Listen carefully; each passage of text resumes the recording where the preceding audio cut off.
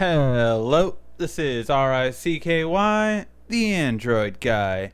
Hey guys, today we're doing another review, and this is one of the best entry-level phones you can buy, and this is the Moto G4 Plus. Now, in a year where we've seen so many mid-rangers come out at $399, the Moto G Plus gives you almost as much for $100 less. So, first and foremost, when I first opened this up and saw the specs that it had, I was very impressed.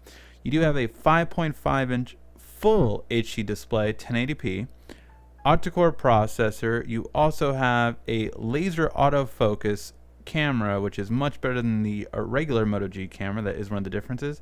And you have LTE on every major carrier in the US that covers Verizon, AT&T, T-Mobile, and Sprint. Now, what price do you get for all of this stuff? Well, again, most of these same specs go for a phone at the $399 price range this year, but the Moto G4 Plus for a 64 gig variant cost $299. So that is $100 less than almost every phone that is getting critically acclaimed this year for mid-range. Now, for $100 less, you still get 64 gigs of internal storage, removable battery, and SD card capability. Now there is a 16 gig variant, but that one goes for $249, and for the $50 extra, triple or quadrupling really your storage, definitely well worth it, at least in my opinion.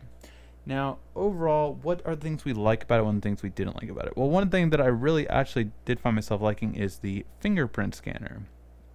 So the fingerprint scanner, very easy to use, and I love how quick it is. It really is fast, so I really have to hand it to Moto for having a great fingerprint scanner. My problem is this is not a home button.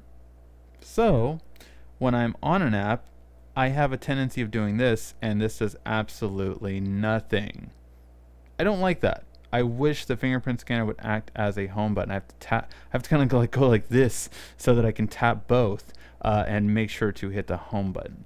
So again, I really don't like that. That is in the Moto Z as well. That's just one thing that's a nitpicky feature that I don't like, but I do like how quick the fingerprint is. Now when it comes to the camera, this camera is much better than the regular G4, and it still has that quick launch capability. It has some really nice, interesting features and some good modes overall. You have panorama, you have some nice manual controls that you can really kind of go on here, change the EV, the ISO, and the white balance. So I do like a little bit more to it rather than the just simplified version. Now, how do those photos turn out? Well, they definitely turn out much better than the regular Moto G. So for one, when I did a selfie, it took best shot, so it thinks this one's the best one. I didn't ask it to take multiple shots. It just automatically chose the better one for me, which I do appreciate. The detail in the keyboard shot definitely came out a lot better than the Moto G, getting a fine detail as all the letterings came out very clear. So the detail is actually really good for this price range. And finally, overall, it takes some really good focus while still being able to get some more detail of other areas. So overall, not the best obviously out there, but for this price range, much better than anything under $300. So with that, you also have a decent quality cloud, and it actually does come out of the front. I wasn't sure at first, but it does, and this one's a little bit louder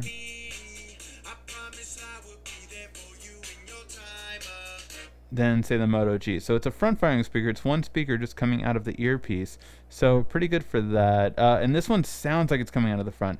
When we reviewed the Moto G, I was like, wait, I think it's coming out of the bottom, because it just wasn't, it was more muffled. This one just sounds better, at least in the review units that we got.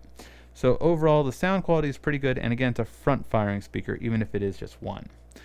But other than that, you also have a really good looking screen. So overall, with the screen quality, we have a beautiful display still that definitely shows that even for a $300 price range, you can get a better screen than honestly most of the $400 phones I was alluding to earlier. So overall, how would I rank this? Should you buy it? Is it worth it for you to get?